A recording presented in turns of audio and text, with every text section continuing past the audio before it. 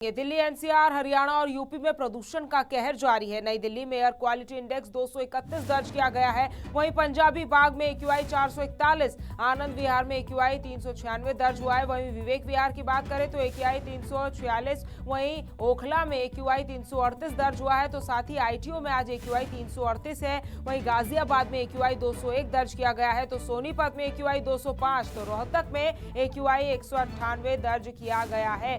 साथ ही गुरुग्राम की बात कर ले तो गुरुग्राम में एक्यूआई 194, वहीं भिवानी में एक्यूआई 180 दर्ज हुआ है। अंबाला की बात करें तो अंबाला में एक्यूआई 177, जिनमें एक्यूआई 212 दर्ज हुआ है।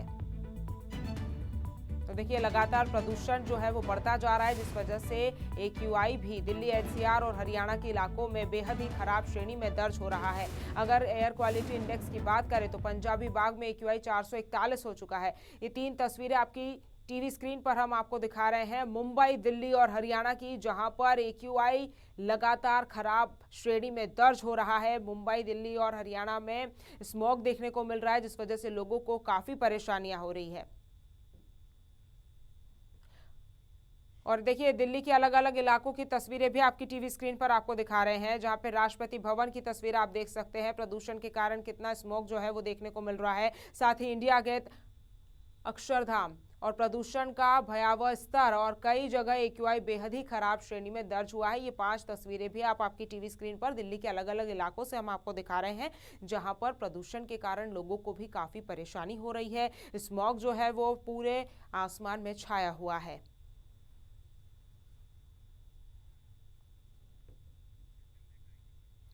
और चलिए अब आपको दिल्ली का एक्यूआई बताते हैं। तो देखिए दिल्ली में एक्यूआई 331 दर्ज हुआ है। दिल्ली के पंजाबी बाग में एक्यूआई 441 दर्ज किया गया है। दिल्ली के अलग अलग इलाकों की एक्यूआई की बात हम आपको दिखा रहे हैं, अलग अलग आंकड़े आपके सामने रख रहे हैं। आनंद विहार में एक्यूआई 396, तो वहीं विवेक विहार में एक्यूआई 346 दर्ज किया गया है। प्रदूषण का कहर लगातार जो है वो जारी है। ओखला की बात करें तो ओखला में एक्यूआई 338 दर्ज हुआ है। वहीं आईटीओ में एक्यूआई 338 दर्ज किया गया है। तो दिल्ली में लगातार प्रदूषण के चलते एक्यूआई खराब श्रेणी में दर्ज हो रहा है। अगर आप बात करें दिल्ली की तो दिल्ली में एक्यूआई 231 दर्ज किया गया है।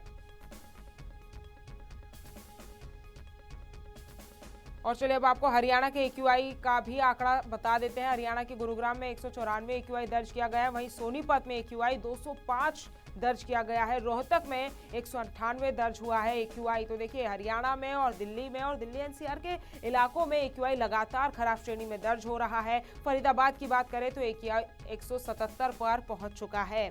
साथ ही अंबाला में एक्यूआई 177 है।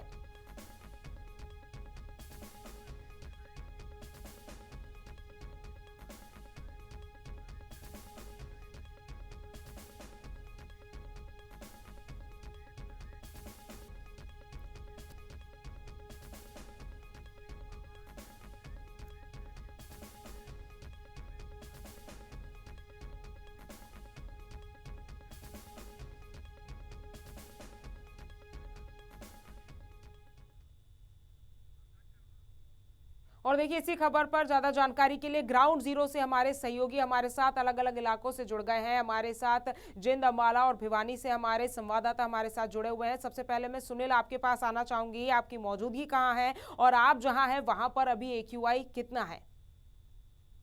अगर जींद शहर की हवा की गुणवत्ता की बात करें तो बेहद ही खतरनाक स्थिति की तरफ बढ़ती हुई नजर आ रही है। अगर आज का एयर क्वालिटी इंडेक्स की बात करें तो 212 का पहुंच चुका है। और कहीं ना कहीं जब लोग घरों से बाहर निकलते हैं तो एक जहरीली गैस का जो गुब्बारा होता है उनकी आंखों के सामने छाया रहता है, तो भारी परेशानी से सामना भी करना पड़ता है। और आंखों में जलन होना, सांस लेने में दिक्कत होना और कहीं ना कहीं जो सांस और दमा के जो पेशेंट है उनको बाहरी परेशानियों से अब जूझना पड़ रहा है। और ऐसे में कहीं ना कहीं जो स्वास्थ्य विभाग है वो भी अलर्ट मोड पर है। उन्होंने आमजन के लिए भी गाइडलाइन जारी की गई है कि आप इस बेहद ही खराब मौसम के चलते और जो पर्यावरण अभी प्रदूषित ज्यादा बढ़ रहा है, इसके तहत सुबह शाम के जो लोग सुबह सैर के लिए निकलते हैं उसको बंद करने का काम करें। और कहीं ना कहीं सुबह जब अपने घरों से बाहर निकले तो अपने चेहरे पर मास्क जरूर लगाए और पानी की बोतल साथ जरूर रखें। और जहां तक उसके जो बेहद ही ज्यादा गंभीर स्थिति से पेशेंट गुजर रहे हैं, जहां बात करें अस्थमा की और जो सांस लेने वाले रोग होते हैं, उनको फिलहाल घरों के अंदर ही रहने की सलाह दी गई है। और खासकर छोटे बच्चों को भी घरों के अंदर ही सलाह रहने की बात कही गई है। जहां तक बात करें तो हम जन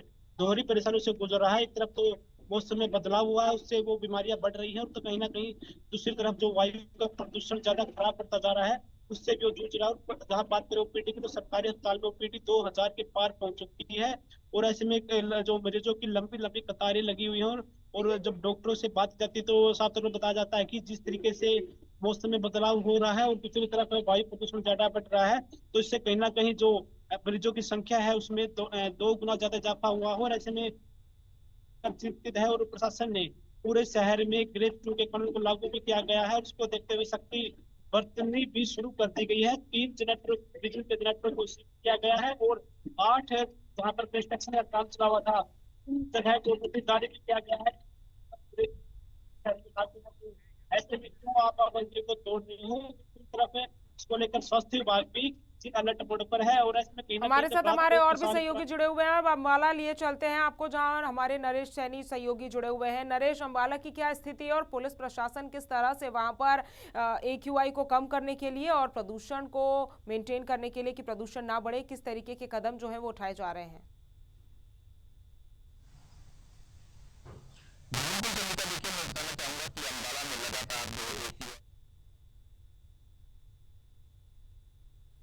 AQI 140 था, लेकिन आज सुबह सुबह ये 180 के करीब पहुंच गया। कह सकते हैं कि लगातार जो प्रदूषण बढ़ रहा है उससे कहीं ना कहीं लोगों को काफी समस्या आ रही है। और कहीं ना कहीं इस प्रकार से पूरे वातावरण में जो स्मॉग छाई हुई है उसके कारण बहुत सी परेशानियां लोगों को हो रही हैं। इसके साथ ही जो आंखों में जलन का जो शिकायत है वो लोगों को आ रही है, और गले में खराश और कहीं ना कहीं सांस लेने में काफी दिक्कत लोगों को आ रही है।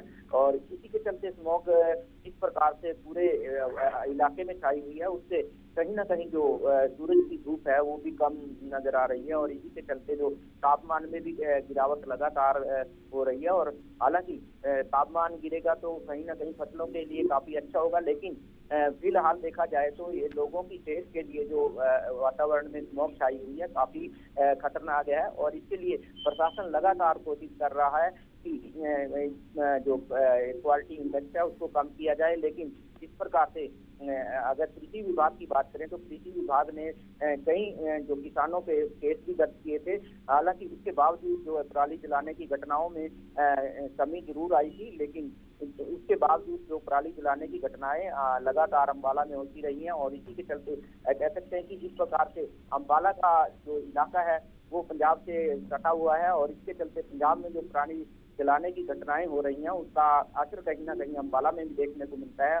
और यही कारण है कि अम्बाला में हालांकि पूरे प्रदेश के मुकाबले जो एयर क्वालिटी इंडेक्स है वो कम है, लेकिन कह सकते हैं कि फिर भी जिस प्रकार से 2 दिन से लगातार जो एयर क्वालिटी इंडेक्स बढ़ रहा है उससे कहीं ना कहीं लोगों को काफी परेशानियां हो रही हैं। और इसी के चलते जो वाहन चालक हैं उनको भी काफी दिक्कतें आ रही हैं, क्योंकि जिस प्रकार से स्मॉग छाई हुई है उससे कहीं ना कहीं वाहन चालकों को आगे देखने में भी थोड़ी दिक्कत आ रही है। जी, हमारे सहयोगी भिवानी से भी जुड़े हुए हैं इंद्रवेश दुहान। इंद्रवेश, भिवानी के क्या हालात हैं?